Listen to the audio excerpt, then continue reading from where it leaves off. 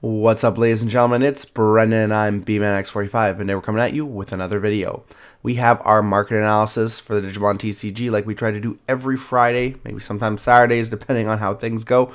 We're going to be looking at Digimon card prices, we're looking at the market, the meta, how the tournament scene is going, all these different things, picking out a few cards here and there, and trying to tell you guys how each deck is going, if it's good to buy, if it's good to sell.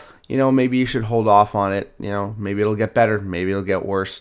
We're going to take a look at all that and give you our thoughts on that. And hey, if you enjoy this type of content, be sure to smash that like button, comment down below. We love to hear your thoughts. Subscribe to the channel and hit that bell for notifications so you don't miss a single minute of the fun. All right, without further ado, let's get into it. We're going to start with the new tournament pack. The October to December tournament pack is out. I actually got my cards early for once. It's a early Christmas miracle. But here we have both the winner and the regular print cards. As you can see, there's always a little bit of a jump here. Things are quite low already, but there are a few diamonds in the rough. You got Magna Garurumon sitting up here around $16, and then 10 to 12 for the non-hollow. You got Fake Jerry, that's another good one. You $5 to $8 on either the regular or the winner pack. You got Future Potential winner at $7. Market price is more $3, but you could probably get something around $5. And then you got the regular one, kind of in between 2 and 3, 2 and 4 really.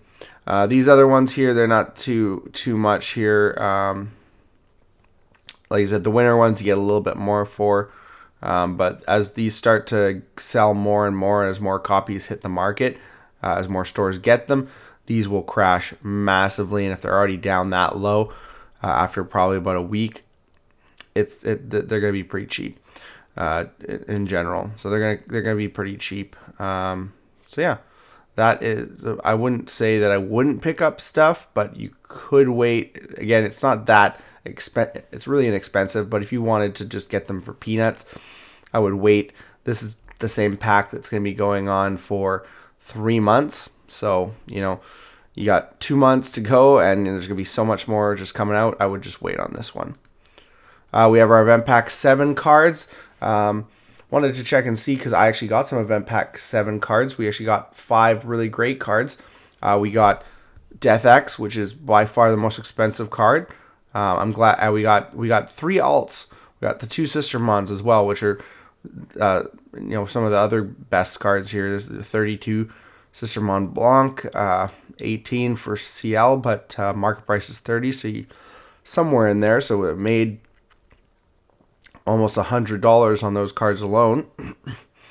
And then we got these 2, which are by far the worst because they are literally the same card as their original print, just with the full art hollow border.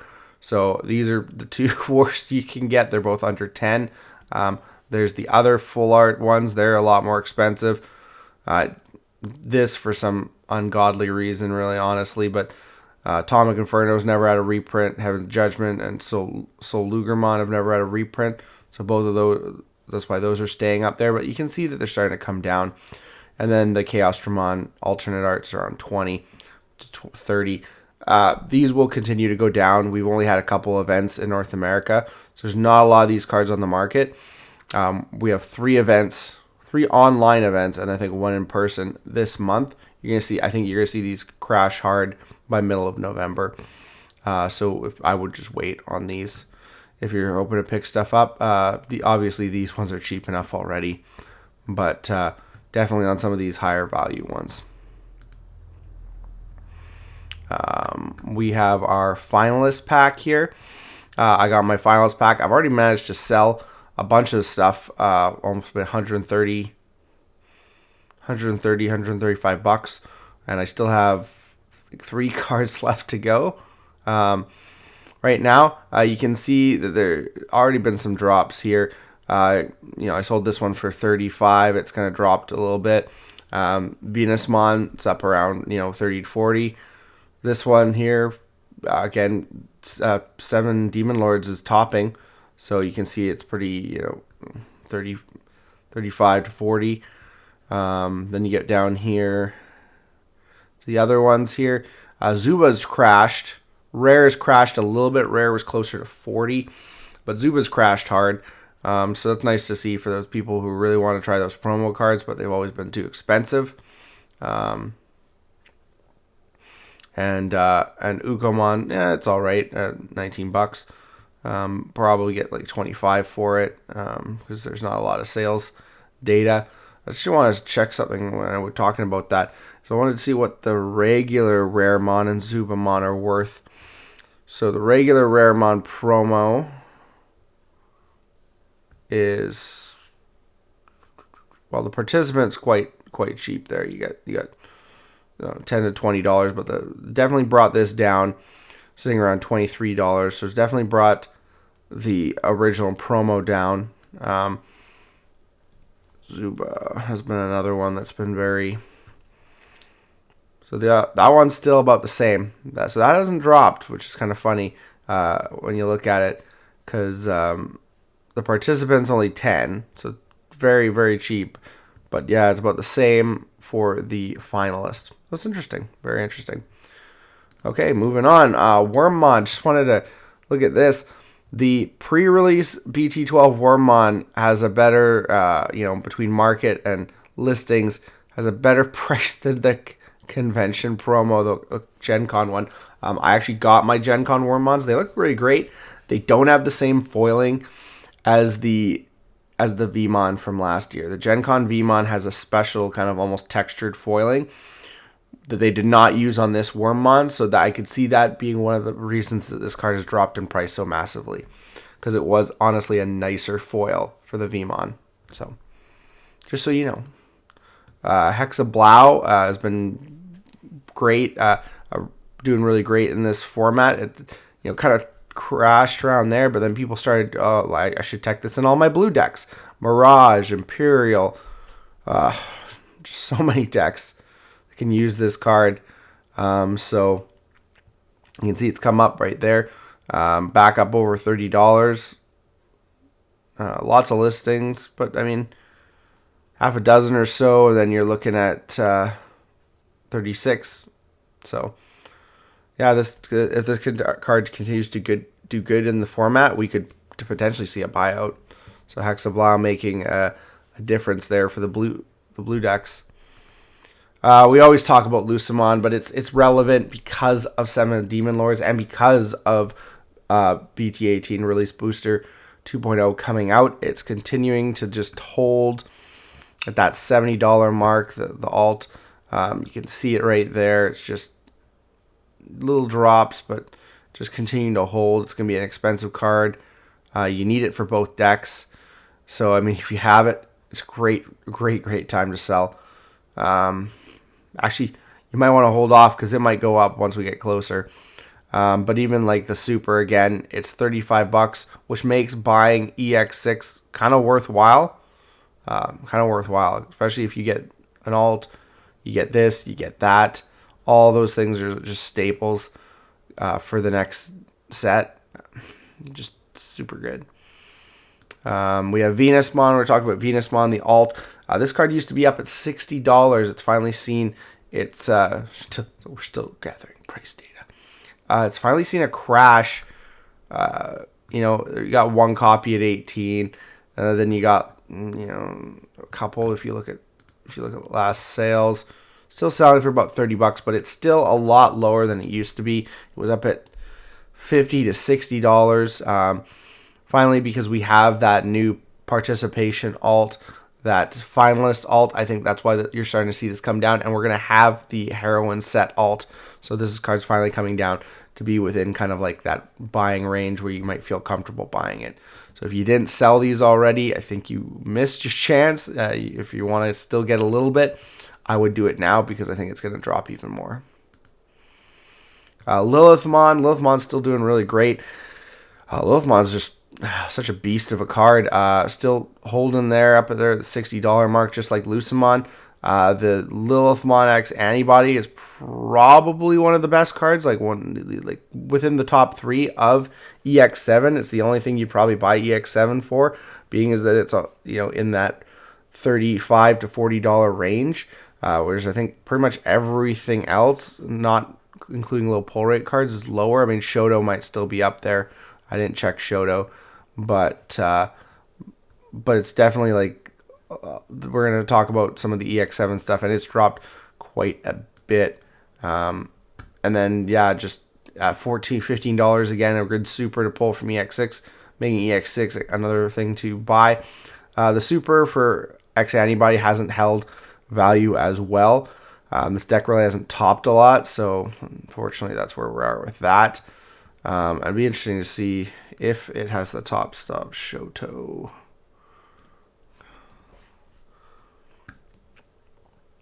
So it's right around Shoto. Shoto's kind of in that same range. I think Shoto kind of wins by a little bit, but definitely the Lilithmon is doing just as well, right? So, yeah, not bad.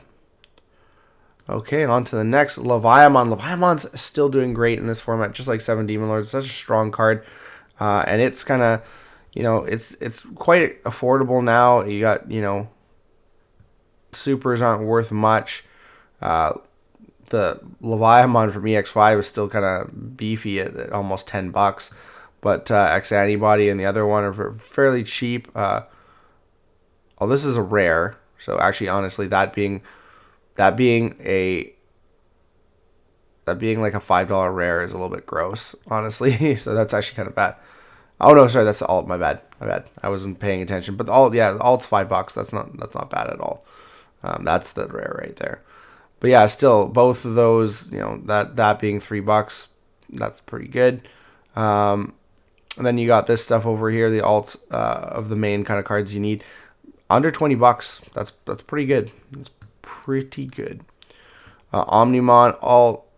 Omnimon is a deck that's kind of topping. Like you might get 1 or 2 Omnimon decks every couple things. So it's a good deck. It has come down quite a bit. Still sitting around $25. So if you are interested in building this deck, I would say that's look into it. It seems like it might be actually a pretty fun deck. And the nice thing about decks that don't make it to a lot of events, like if you only you have like 5 Imperial Dramon in a top 16, and then you're like, okay, well, a lot of them are going to be pretty similar, and then people start building their decks that way, and then you have the same 5 decks. But when you have a guy we only have like 1 or 2 guys bringing Omnimon and doing well with it, it's kind of a surprise factor, because your opponent might not know how to play against it, because they're probably playing in their testing groups against a lot of meta decks that are more consistent and have more of a history of winning, whereas this is kind of like the underdog. So you might not, you get to play that, and then you're not exactly 100% sure how to play it if you don't play it in your testing groups. Magnamon, again, Magnamons are always expensive. Even now, like, we got this guy. What's the regular one worth? The regular one's kind of brought down, but this deck is continuing to top. It's really good. You got the main alt, still $30 for the regular, so it's still really great value in BT16 as well. And then you got the alternate. That's come down quite a bit. That's still pretty high. It's been 40 to 60 is kind of in the range for a while. You have the Evo Cup Champions, only $15. But yeah, lots of value in the Magnamon deck still. Just like Davis. Davis is a staple card. This is the highest, kind of the top of the line Davis for the deck. And it's still around, $17 to $20. So, I mean, it's pretty good. It's not unaffordable, but I mean, with the rest of the Magnamon deck, it kind of makes it super expensive. But if you want to max rarity your deck here, there's lots of copies there, so I don't think it's going to go up anytime soon. But still pretty good value. And if you're going to sell your Magnamon deck, you're probably going to get pretty good value if you have that stuff. Just like the Davis and Ken again from Imperial Dramon, we look at this card a bunch. It's still up there, almost $60. It's just on a steady climb. It just steady climbs as long as Imperial Dramon does well. We'll see what happens, what gets hit if Imperial Dramon continues to do really well. Then we have BL Star X-Antibody. This card's come down a lot. 3 Musketeers is just not good enough yet. unfortunately, and so I think it's going to continue to crash until we see some more good support. We got $32. I think this will come down under 30, maybe sit around 27, being as a secret alt. So I think it still has room to fall. So if you're looking to pick these up, maybe wait a little bit. But potentially get it before Release Booster 2.0, just because it might go up when we get the tamer. It depends if anyone kind of plays it in tournaments. In the same aspect, Ace has dropped. People are finding that this card is just not as important in the deck. They don't like the Overflow 4 in the deck, so they would rather just play more Gundramon. So it has kind of dropped quite a bit here. You can see it down here. It's going to get, I feel like it's going to get under $20 again. Depending on how many of these you want to play, or if you want to play a pure Beelstarmon deck, you might think about picking them up soon before we get that support. And now that I'm saying like, oh God, everyone's playing like 4 Gundramon, it's still cheap.